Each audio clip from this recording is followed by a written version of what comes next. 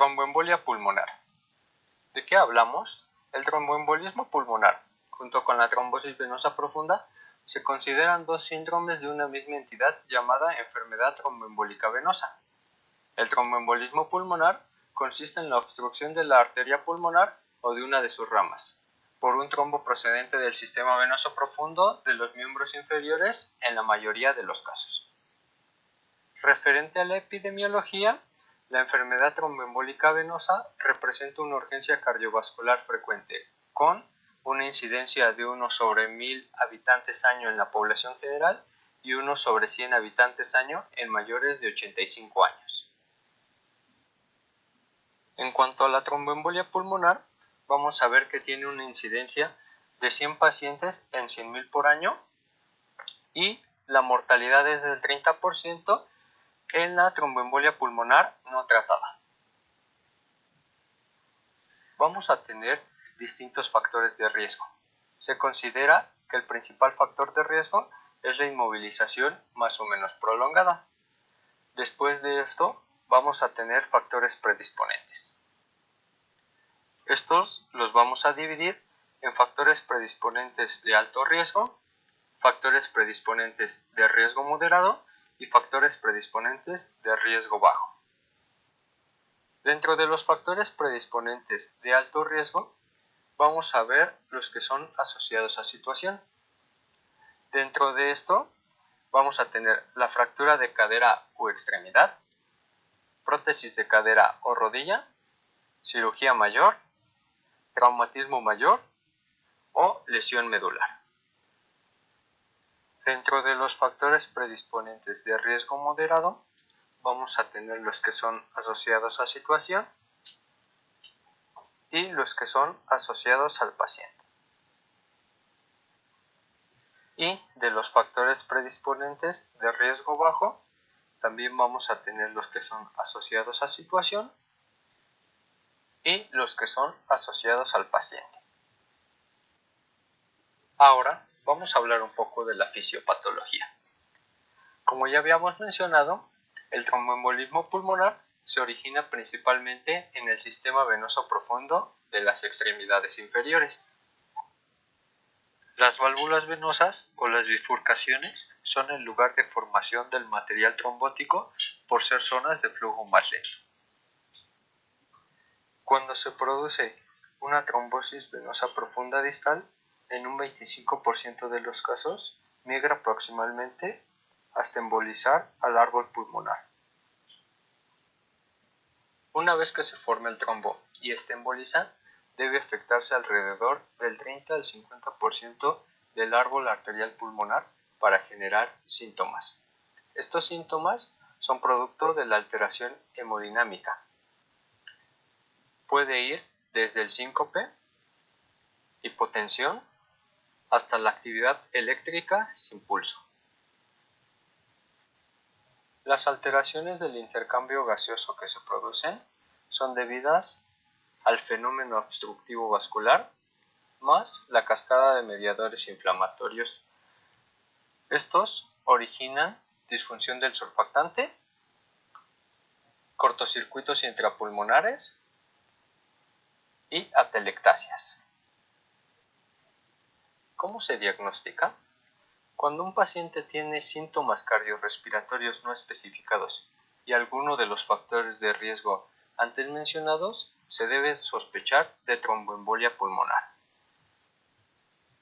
Vamos a tener la presencia de diferentes signos y síntomas, donde la disnea de instauración más o menos brusca, acompañada de dolor torácico, taquipnea y taquicardia, son los síntomas y los signos más frecuentes en la enfermedad tromboembólica venosa. Otros son menos frecuentes y ligados al nivel de gravedad de la enfermedad.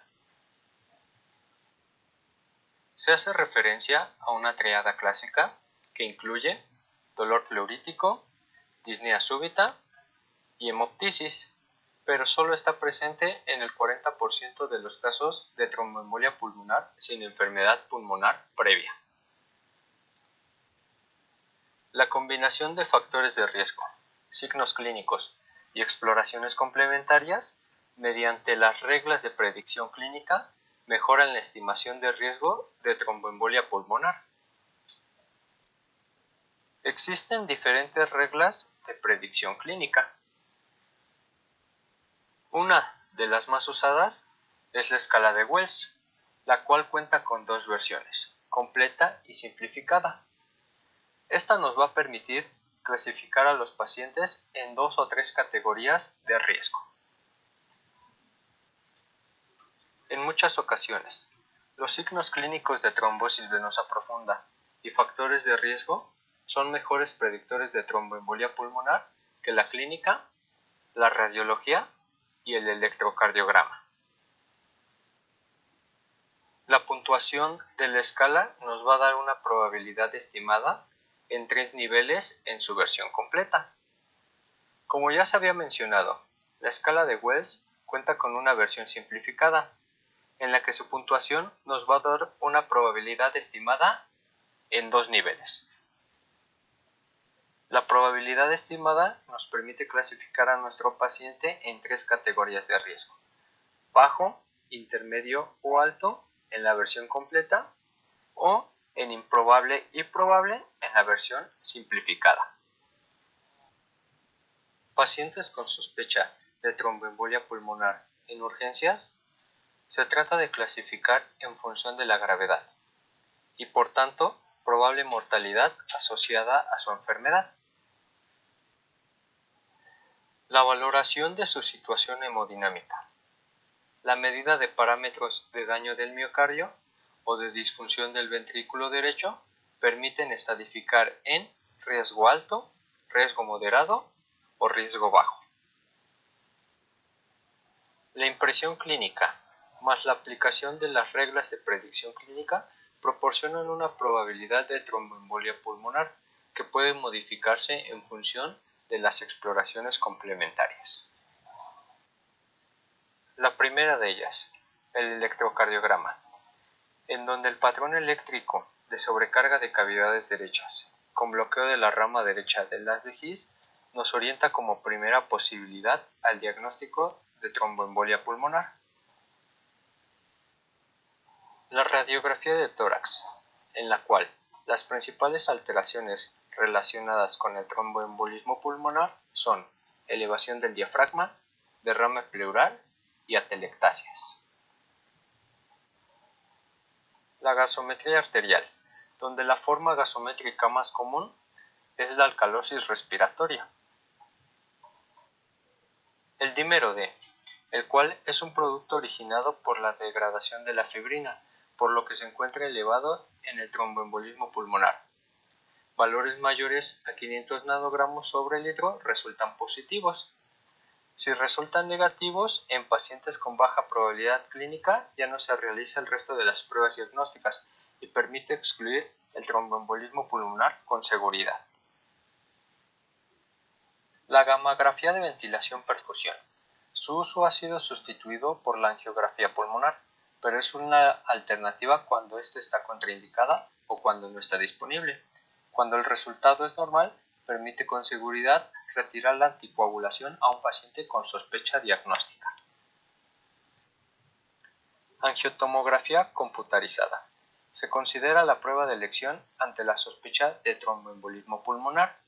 En aquellos pacientes con alta probabilidad, la ausencia de signos radiológicos de tromboembolismo pulmonar obliga a utilizar otros métodos diagnósticos. Arteriografía pulmonar. Se considera el patrón de oro diagnóstico de tromboembolismo pulmonar. Su carácter invasivo y el desarrollo de la angiotomografía ha hecho que solamente se utilice en casos excepcionales.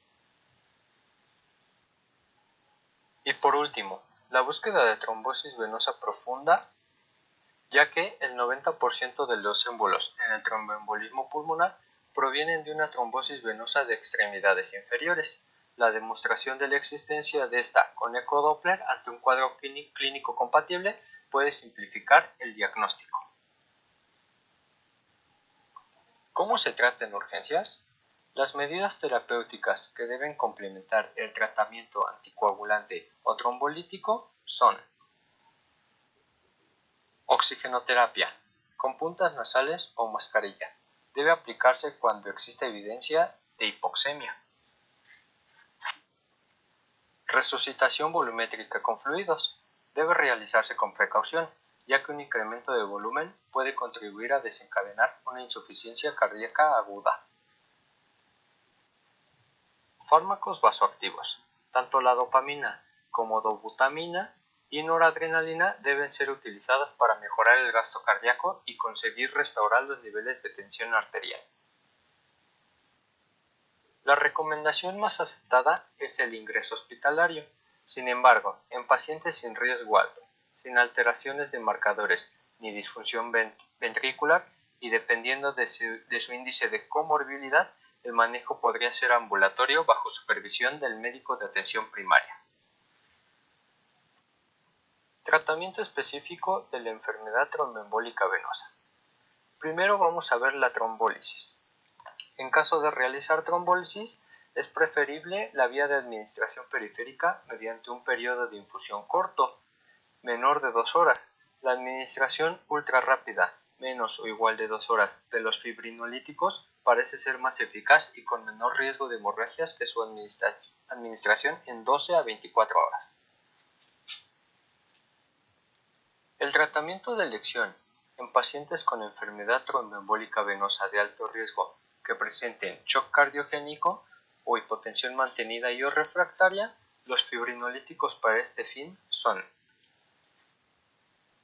streptocinasa, urosinasa, activador tisular del plasminógeno recombinante.